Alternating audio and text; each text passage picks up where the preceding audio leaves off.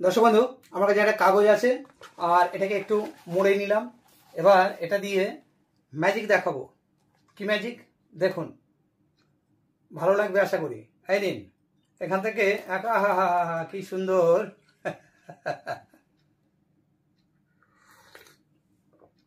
Magic কৌশলে হলো। তো এবার এটা শিখিয়ে দিচ্ছি কি করে করলাম, আপনি কি করে করবেন।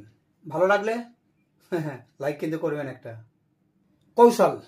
কৌশল হচ্ছে, একটা আর্ট পেপার নিয়েছি আর এখানে একটা বোতলে লিকুইড আছে, আর সেটাকে আমি এখানে ডাবল টেপ বা বোথ সাইড টেপ দিয়ে এটাকে আটকিয়ে রেখেছি।